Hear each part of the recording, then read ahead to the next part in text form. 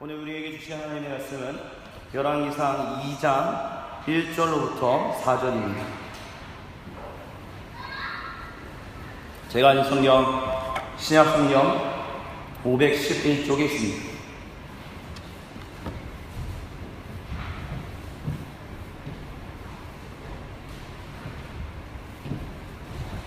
열왕기상 2장 1절로부터 4절 다같이 다 찾으신 줄 알고 같이 한 목소리로 봉독합니다. 다윗이 죽을 날이 임박하매 그의 아들 솔로몬에게 명령하여 이르되 내가 이제 세상 모든 사람이 가는 길로 가게 되었노니 너는 힘써 대장부가 되고 내 하나님 여호와의 명령을 지켜 그 길로 행하여 그 법률과 계명과 율례와 증거를 모세의 율법에 기록된 대로 지키라. 그리하면 내가 무엇을 하든지 어디로 가든지 형통할지라. 여호와께서 내 일에 대하여 말씀하시기를 만일 내 자손들이 그들의 길을 삼가 마음을 다하고 성품을 다하여 진실이 내 앞에서 행하면 이스라엘 왕위에 오를 사람이 내게서 끊어지지 아니하리라 하신 말씀을 확실히 이루게 하시리라. 아멘. 저는 관상이라는 것을 믿지는 않습니다.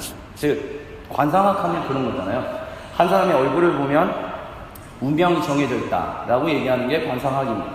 근데 그리스도인, 저뿐만이 아니라 모든 그리스도인은 관상학을 믿지 않는다라고 고백할 수 있을 것입니다.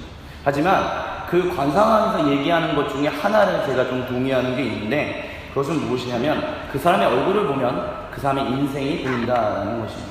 저는 그게 맞다라는 생각을 좀 나이 들어가면서 점점 하게 되는 것 같습니다.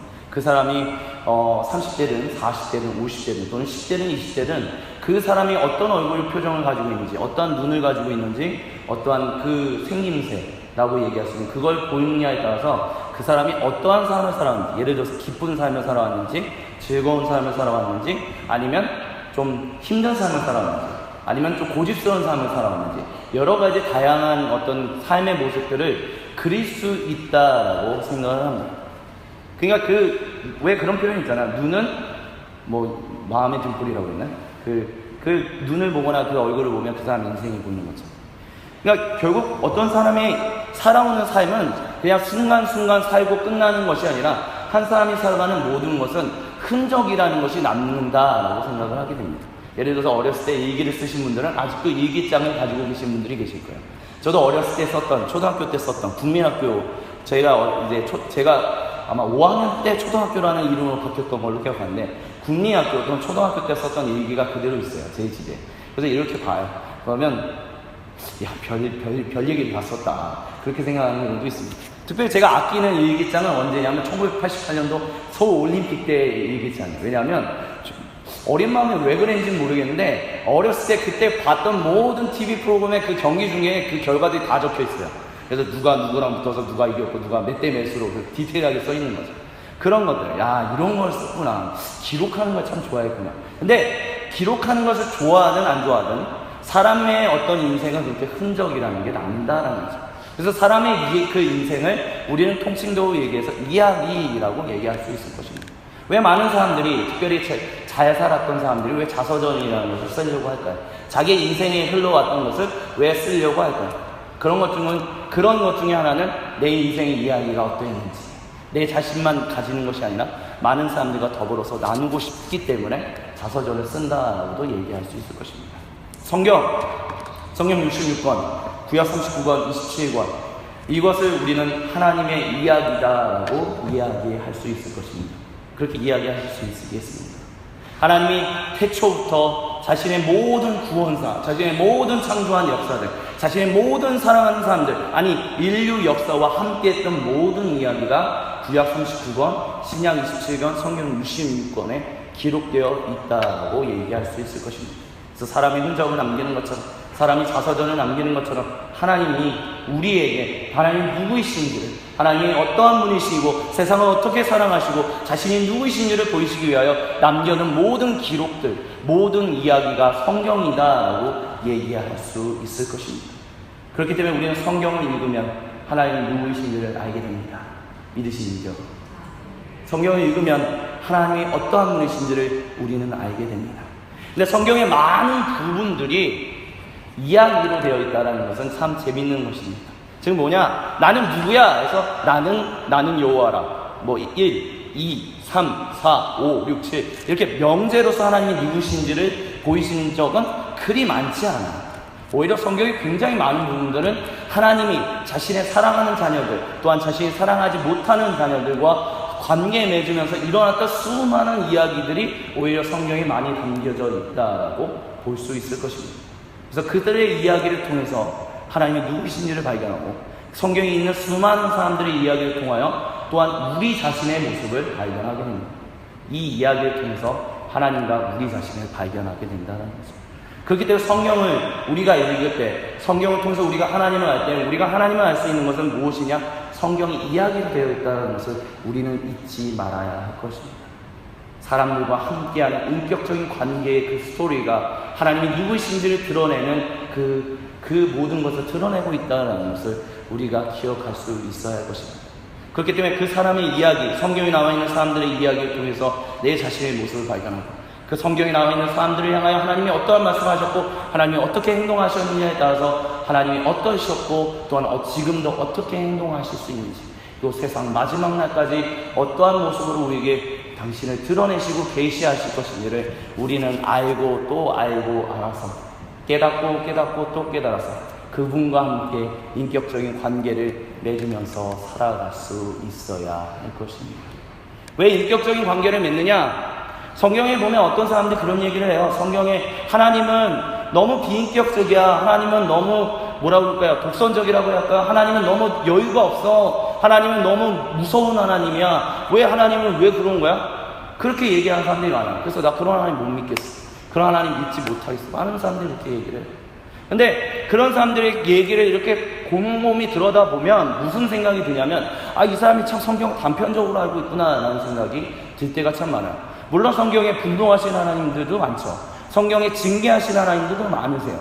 근데 징계하거나 분노하거나 아니면 사람들과의 관계에서 때로는 그렇게 뭐라고 할까요? 우리가 듣기에 좀 싫은 소리 하시는 하나님의 이야기의 모든 기저에는 뭐가 있냐면 내가 너희를 사랑하기 때문에 너희를 망하게 하지 않기 위해서 때로는 너희에게 힘든 일을 허락한다. 하지만 그 모든 것이 너희를 살리고 그것을 통하여 이 세상을 살리기 위한 내 사랑으로부터 근간한 것이다 라고 성경은 항상 얘기하고 있습니다.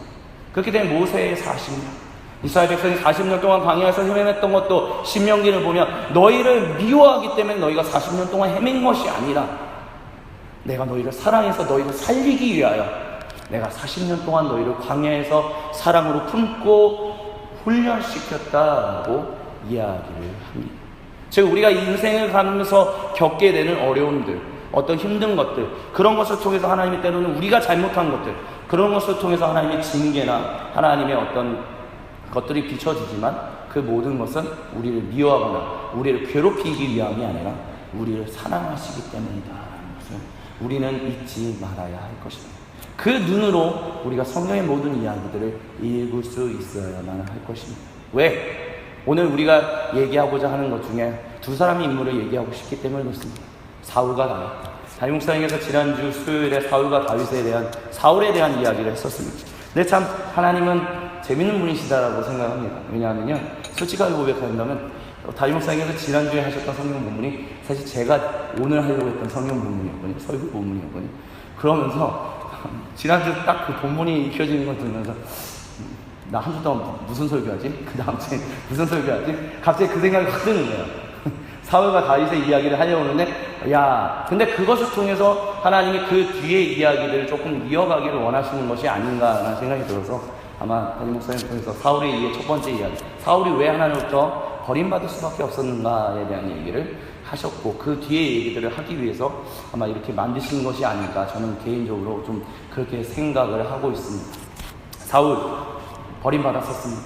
사울 하나님이 처음으로 정말 사랑하셔서 세우셨던 왕이었습니다. 너무나 잘생겼고요. 단순히 잘생겼던 외모뿐만이 아니라 키도 컸던 것뿐만이 아니라 하나님을 사랑하는 것이 정말 컸다라는 얘기가 분명히 사무엘상에 나오고 있습니다. 근데 그래서 사울이 왕으로 세워졌을 때 이 사람이 진짜 왕다운 왕이다라고 이스라엘 백성으로부터 인정을 받을 수 있었고 하나님으로부터도 동일하게 인정을 받을 수 있었습니다. 그리고 그만큼 놀라운 일을 행했던 사람도 없습니다. 사울이 초창기에 이스라엘을 괴롭히던 블레셋과 싸움에서 계속해서 이기는 것을 사무엘상은 계속해서 얘기합니다. 또한 이스라엘 백성들을 괴롭히는 아말렉 족속이나 다른 족속들을 물리치고 승리하는 것들에 대해서도 계속해서 비춰져요. 그렇기 때문에 사울 참 어떻게 보았을 때는 멋진 왕이었습니다. 참 실패하지 않을 만한 왕, 참 괜찮은 왕이었어요. 참 이스라엘 백성들, 질이 멸류로 흩어져 있던 그 이스라엘 백성을 하나로 끌어서 이끌 수 있는 그런 왕이었었습니다. 근데 그 사울이 하나님으로부터 버림을 받았어요. 먼저 사무엘로부터 버림을 받았고 하나님으로부터 버림을 받았습니다. 왜? 그가 하나님의 역할을 대신했기 때문에. 즉 무엇이냐? 왕은 왕인데, 그래서 이스라엘 백성을 그 지리멸렬하고 이방 족속으로부터 괴롭힘 당하는 그 모든 사람들을 이끌어내서 그들의 삶을 낫게 하게끔 하기 위해 하나님이 세우신 왕이고, 그 역할을 충실히 수행했던 왕이었지만, 그가 하나님의 역할을 대신한 것들이 있을 때 뭐였었죠? 예배드렸던 것 같아요. 그리고 하나님이 명했을 때 아말렉 족속을 아무도 남기지 말고 다 처단하라. 근데 사울은 근데 그들이 가지고 있는 걸 보니까 좀 예배드리기에 참 좋을 것 같은데요. 자, 여기에서 사울이 하나님으로부터 버림받았던 것이 너무나 안타깝지만 우리에게 좀 시사하는 게 있어요. 뭐냐? 사울이 실패한 게 뭐로부터 실패했냐? 예배에 대해서 실패했습니다.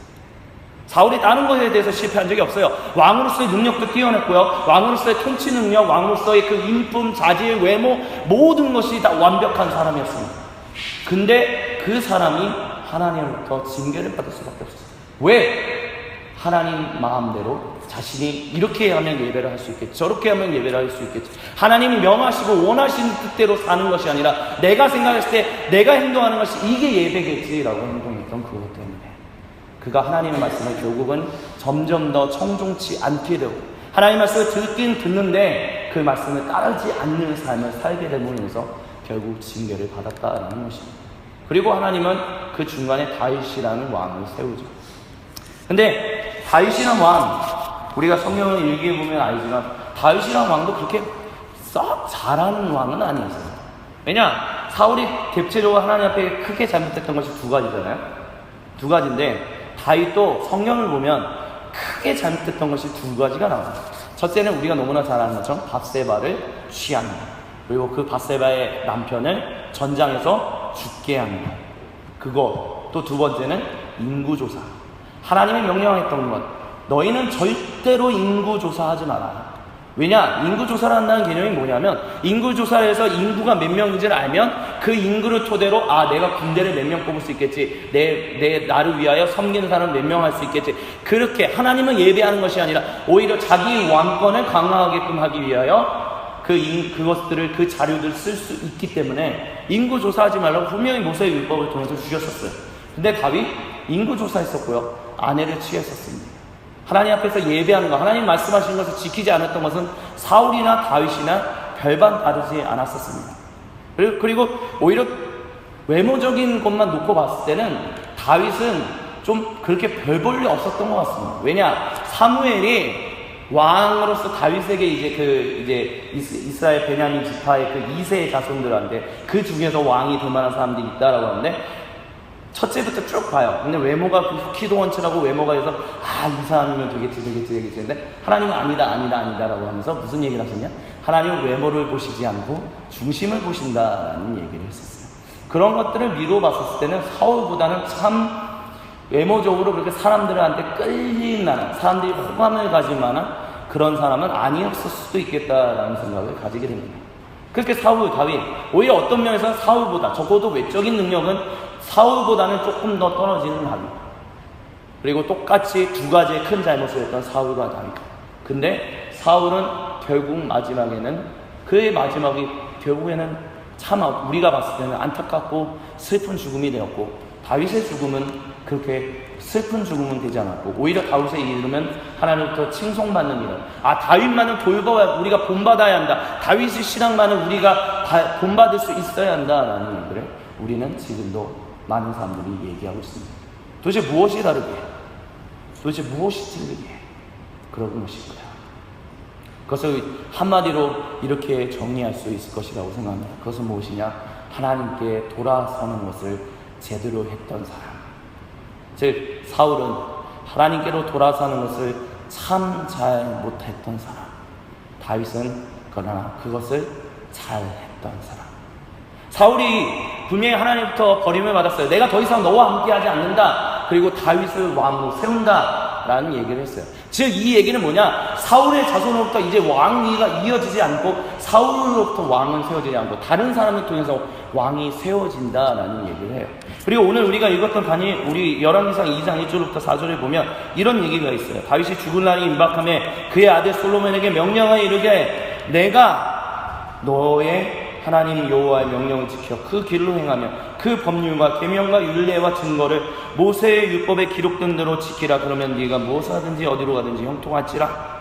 그래서 여호와께서 내 일에 대하여 말씀하시기를 만일 너의 즉 다윗의 자손들이 그대의 길을 삼가 마음을 다하고 성품을 다하여 진실이 내 앞에서 행하면 이스라엘 왕에서 오를 사람이 내게서 끊어지지 아니하리라 라고 얘기하고 있어요. 지금 무슨 얘기냐, 하나님의 말씀을 온전히 따른다면, 너희가 하나님의 말씀을 온전히 따른다면, 즉 다윗의 자손이 다윗부터 시작해서 너희가 하나님의 말씀을 온전히 따른다면 너희의 그 가문에서 계속해서 하나님의 백성들을 섬기는 왕이 태어날 것이다 라고 지금 얘기하고 계신 거예요. 근데 다윗을 보자고요. 다윗이 하나님 앞에서 온전한 삶을 살았었나요? 온전한 왕으로서 100% 항상 동일하게 했었나요? 아니요. 사울만큼 다윗도 잘못 크게 했었고요. 사울만큼 다윗도 징계를 엄청나게 받았던 사람입니다. 그런데도 불구하고 다윗으로부터 솔로몬으로부터 왕위가 계속해서 이어졌던 것, 그것이 무엇일까요? 그가 그의 말씀을 지키지 못했던 그 순간, 그가 하나님의 말씀을 오히려 하나님을 대신했던 그 순간, 그때 선지자들이 얘기하고 예언자들이 나와 당신이 잘못했습니다, 당신이 하나님 앞에서 죄를 저질렀습니다 라고 했었을 때 그는 바로 거기서 무릎 꿇고 회개하며 주여 나를 용서하소서 라고 기도했던 사람이다 라는 것입니다.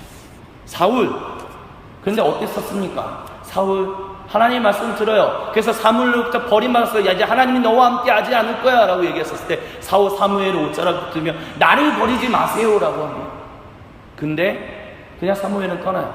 왜 그랬을까요? 담임목사님이 지난주에 얘기했던 것이 맞다라고 생각합니다. 저는 그것이 진리다라고 생각합니다. 뭐냐? 참다운 회개, 온전한 회개, 진실한 회개를 하나님 앞에 드리지 못했기 때문에. 즉 사울이 그 당시에 사무엘을 붙잡는 것이 아니라 하나님께 나와 하나님을 붙잡고 주여 내가 잘못했습니다, 주여 내가 죄를 저질렀습니다, 주여 내가 주님의 뜻대로 주님과 함께 그 관계를 소중히 여기지 못했습니다, 주여 나를 용서하여 주소서라고 기도했었어야 하는 건데 그렇게 기도하지 않고 돌아섰어야 하는 건데 돌아서지 않았기 때문에 사울은 그렇게 버림받았다라고 얘기할 수밖에 없다는 것입니다. 그 뒤에 어떤 일들이 일어납니까? 다윗이 계속해서 사울이 다윗을 미워해서 다윗을 계속해서 죽이려고 합니다. 그래서 다윗은 계속 도망다녀요. 그 다윗을 쫓아다닙니다. 사울은 계속해서 죽이려고. 근데 사울이 잠들어서 다윗이 여러 번 사울을 칠 수 있는 기회가 있었습니다. 근데 다윗은 치지 않고 옷자락만 자르고 그래서 멀리 도망가서 사울이여 왕이여 이 옷자락을 보십시오. 당신이 나를 죽이려고 하지만 나는 당신을 해하지 않습니다. 하나님, 나는 왜냐? 하나님이 당신을 세웠기 때문에, 하나님이 당신을 기름 부으셨기 때문에 나는 당신을 해하지 않습니다. 왜 나를 해하려고 합니까? 그때 사울이 뭐라고 얘기하나요? 아, 내가 잘못했다. 내가 잘못했다는 얘기 정말 많이 해요. 근데 돌아가요? 근데 또 쫓아와요. 무려 20년 동안 도망다녔다, 거의 10몇 년을 돌아다녔다라고 해도 됩니다.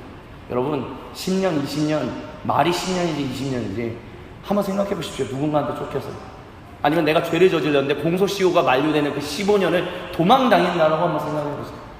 어떻겠습니까? 미치고 환장할 겁니다. 차라리 자기가 죄를 저질렀으면 그나마 그런 건 없겠죠. 다윗은 죄를 저지른 게 아무것도 없어요. 그냥 미움 받는 거예요.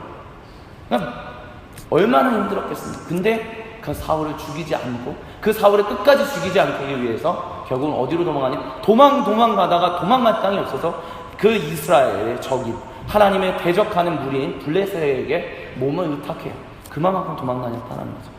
근데 사울은 그런 모든 상황 가운데서도 회개하거나 돌이키거나 하나님 앞으로 나오는 모습들이 전혀 보이고 있긴 있는데 그대로 또 잊어버리고 또 잘못하고 그의 인생 마지막까지 하나님 앞에 정말 진실하게 나와 회개하는 그 기도, 다윗이 보여주는 그 기도, 시편 51편에 보여주는 그 기도, 주여 내가 잘못했습니다. 주여 나의 죄를 도말하소서. 그 모든 옷을 찢고 마음을 찢고 했던 그런 회개의 모습, 그 회개의 노래 하나 남겨져 있지 않다는 것, 그것이 사울과 다윗의 큰 차이점이 아닐까라고 우리는 생각해 볼 수 있을 것입니다. 어쩌면 하나님께서 다윗을 세우시고 다윗이 그렇게까지 죽어라고 도망가게끔 하는데도 내버려 두셨던 이유는 다윗을 훈련시키는 것도 있었겠지만 어쩌면 사울에게 기회를 주는 것이었을 수도 있습니다. 즉 무엇이냐? 하나님은 이미 사울을 버리셨어요. 즉 뭐냐? 너의 가문에서 더 이상 이스라엘 백성은 하나님을 예배하고 이스라엘을 섬기는 왕은 나오지 않을 것이다 라는 게 분명히 있었어요. 근데 그 성경 구절에 하나님이 사울의 인생을 버렸다라는 얘기는 구체적으로 나오진 않아요. 물론 사울이 잘못했기 때문에 하나님께서 악한 영을 보내셔서 그 사울을 힘들게 했다, 그래서 머리에 두통이 있었다, 이런 얘기는 있어요. 근데 하나님이 그냥 사울을 그냥 버려버렸는가? 그냥 네 마음대로 살아, 네 마음대로, 네 멋대로 살아, 나는 그래도 내가 다윗을 꼭 세울 것이다, 그렇게 하기 때문에 꼭 다윗의 기름 부었는가? 오히려 우리가 이렇게 생각할 수도 있을 거라고 생각합니다. 즉 무엇이냐? 사울이 만약 하나님 앞에 정말 진실하게 회개한다면, 내가 하나님 앞에서 잘못했는데 나의 가문으로부터 왕이 나오지 않을 수도 있지, 하나님 그렇게 말씀하셨다면 그게 맞는 거지. 그럼 하나님께서 기름 부으신, 하나님이 사무엘을 통해서 기름 부으신 그 왕 다윗을 내가 왕으로 인정해 주는 것, 그 왕으로 인정해 준다면 사울의 인생이 과연 마지막까지, 죽을 때까지 실패로 끝났을까? 아니면 그러진 않았을까라는 생각이 듭니다. 왜냐?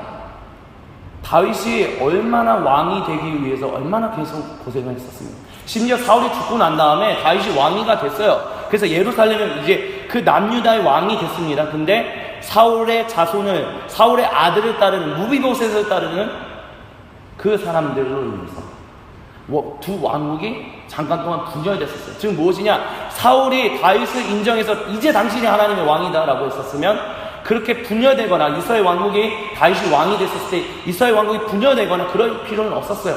부딪히거나, 그래서 요압이 막 싸워서 아브넬이 요압의 동생을 죽이고 요압이 아브넬을 미워하고 그래서 아브넬을 죽이고, 그런 피비린내 나는 복수의 역사가 굳이 이어지지 않을 수도 있었어요. 사울이 다윗을 하나님이 기름 부으신 왕이니 내가 회개합니다, 이 다윗을 이제 나의 다음 왕으로 인정합니다 라고 했기만 했었어도 그런 일은 벌어지지 않았을 수 있었다라는 것입니다. 근데 사울은 죽을 때까지 다윗을 왕으로 인정하지 않았어요. 죽을 때까지 하나님이 행하신 것을 인정하지 않았어요. 하나님의 사무엘을 통해서 기름 부었다는 것을 언제든 어떤 때든 분명히 그를 통해서 들었을 거예요. 근데 그 사울이 인정하지 않았다는 것입니다. 네가 뭔데? 네가 하나님 기름 부은 마음 받은 왕이야. 너가 뭔데? 그래서 죽을 때까지 죽이고자 끝까지 쫓아다녔다는 거죠. 근데 결국에는 죽이지도 못했어요. 하나님이 다윗을 보호하셨다는 거죠. 사울이 자신의 인생의 마지막 때까지 회개하고 돌이킬 수만 있었다면, 정말 진실한 회개 한번 할 수 있었다면, 하나님 앞에 단 한 번이라도 그의 초창기였던 것처럼, 왕이 되기 전에 그가 하나님 앞에 겸손했던 것처럼 그가 하나님 앞에 단 한순간만이라도 온전하게 진실하게 겸손했었다면, 아무리 실수 많이 했었어도, 아무리 하나님 앞에서 범죄 많이 했었어도, 그래서 하나님으로부터 아무리 많은 징계를 받았을지라도 그의 인생의 마지막 말년이 그렇게까지 안타까운 인생으로 끝나지는 않았을 수 있다라고 우리는 얘기할 수 있다라는 것입니다. 다윗, 하나님도 얼마나 많은 실수를 했습니까? 얼마나 많은 잘못을 했고 얼마나 많은 죄를 저질렀습니까? 그런데도 그는 하나님 앞에 그 순간순간마다, 깨달았던 그 순간순간마다 하나님 앞에 진실하게 회개했고 다시는 그 일을 범하지 않았었습니다.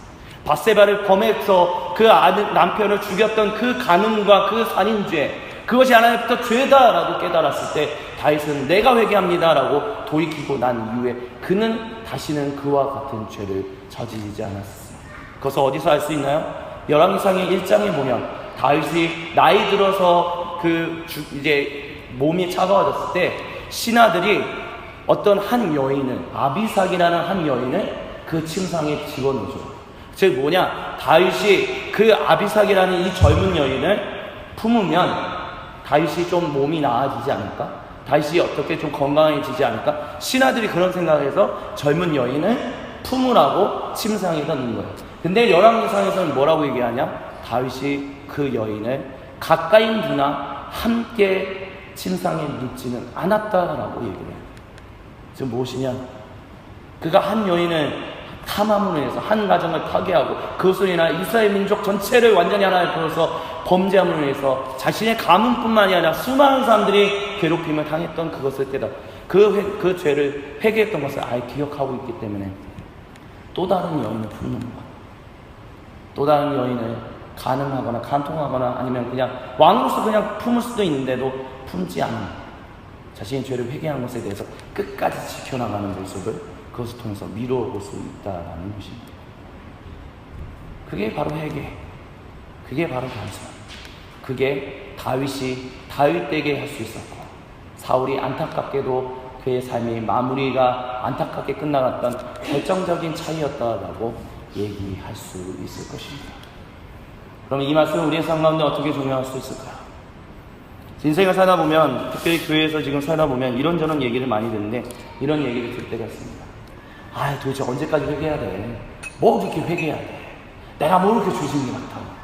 뭐 이렇게 내가 하나님 앞에서 회개하고 또 회개하고 죽을 때까지 회개하고 순간순간 회개하고 뭐 이렇게 회개해야 돼? 근데 성경은요, 우리가 죄 지은 것에 대해서 돌이키고 하나님 앞에 용서해달라고 하는 것만이 그것도 회개이지만 더 분명하게 얘기해서 회개가 무엇이냐, 하나님 앞에 겸손한 것을 가르쳐서 회개다라고 얘기합니다. 지금 무엇이냐, 내가 언제라도 하나님 앞에서 잘못된 방향으로 나아갈 수 있다는 것, 내가 그렇게 연약한 삶이다라는 걸 인정하는 것. 그렇기 때문에 하나님, 당신의 은혜가 필요합니다. 내 힘, 내 지혜, 내 능력으로는 하나님 원하시는 그 인격적인 관계, 하나님 원하시는 기뻐하시는 그 복된 삶, 복 그 자체의 삶을 내가 살아가기에 너무나도 부족합니다. 왜? 다윗조차도 그랬는데요. 성경이 너무나도 많이 칭송하는 다윗조차도 그랬는데 하물며 우리는 얼마나 연약할까요? 연약할 수밖에 없죠. 근데 그 연약함을 인정하는 것. 주여, 그러니 나를 도우소서. 주여, 나를 이끄소서. 그게 회개다라는 것입니다. 그렇기 때문에 우리는 매 순간순간마다 회개할 수 있고 회개할 수 있는 사람들이다라고 얘기할 수 있습니다. 왜? 죄를 많이 저질렀기 때문에 회개하라라는 것이 아니라, 물론 죄를 많이 저지르는 것이 우리 연약한 사람들이지만 죄와 상관없이 먼저 우리가 기억해야 할 것은 무엇이냐? 우리가 하나님 없이는 살 수 없는 존재들이라는 것을 기억하는 것, 그것이 바로 회개이기 때문입니다. 하나님, 당신의 은혜 없이는, 당신의 능력 없이는, 당신의 말씀 없이는 내가 이 땅에서 내 자신과 내 가족과 내 사랑하는 사람들을 하나님과 함께 동행하며 살아갈 수 없습니다. 주여, 나를 도와주소서라고 기도하는 것이 바로 회개이기 때문입니다.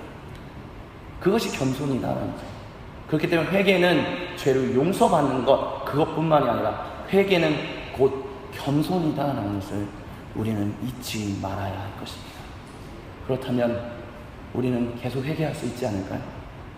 우리는 계속 회개의 기도를, 날마다 참회의 기도를 드릴 수 있을까요? 왜 예배 때, 매 공예배 때 어느 교회들은, 왜 선교교단은 참회의 기도를, 그 참회의 그 기도가 중요하다고 얘기했을까? 물론 우리가 죄 짓는 것들이 많기 때문에 그런 것도 있어요. 그렇기 때문에 하나님 앞에 나온 공예배에서 회개하는 것이 중요하기 때문에 그렇게 회개의 기도, 참회의 기도를 하는 것도 있습니다. 하지만 그것보다 더 근본적인 것은 무엇이냐? 우리가 하나님 앞에서 겸손해져야 합니다라는 것을 공동체가 공통으로 고백해야 하기 때문에, 그러기 위해서 우리를 부르신 거잖아요. 하나님 앞에서 겸손하게 하나님 우리와 함께하여 주옵소서라고 하게끔 하기 위하여, 그렇게 세상에서 빛과 소금으로서 살게끔 하기 위하여 하나님이 우리를 부르신 거잖아요. 그게 교회 공동체잖아요. 그렇다면 우리가 참회의 기도, 회개하는 것, 하나님 앞에 겸손하게 나오는 것이 그렇게까지 불편한 것은 아니다라는 것을 우리는 마음속에 새길 수 있지 않을까요? 말씀을 마무리 지으면서 한 가지만 기억할 수 있었으면 좋겠습니다. 주님 앞에서 겸손한 것이 그게 비참한 것은 아니다라는 것을 우리가 좀 기억할 수 있었으면 좋겠어요. 우리가 우리 자신이 인정하는 것, 하나님 없이는 우리가 참 아무것도 안 됩니다라고 고백할 수 있는 것, 그것은 비참한 것이 아니라 우리 스스로를 솔직히 인정하고 오히려 우리가 참다운 우리 자신이 될 수 있게 하는, 우리를 세우시고 우리를 만지시고 우리를 회복하시는 그 하나님과 진실한 온전한 인격적 관계를 만들 수 있는 그 첫 시작이다라는 것을 우리가 잊지 않을 수 있게 되기를 나사렛 그리스도 예수님의 이름으로 간절히 축원드립니다. 그것을 기억한다면 우리가 아무리 실수하고 우리가 아무리 실패한다 할지라도 우리는 다시 살아날 수 있습니다. 우리는 다시 회복될 수 있고 우리는 하나님이 원하시고 기뻐하시는 그 생명의 삶을 살아갈 수 있습니다. 실패했다고 넘어지지 맙시다. 실패했다고 흔들리지 맙시다. 거기서 하나님 앞에 나오면 됩니다. 주여, 우리의 연약함을 기억하소서. 그 한마디는 우리는 다시 살리시는 그 하나님과 영원토록 살아갈 수 있습니다. 같이 기도하시겠습니다.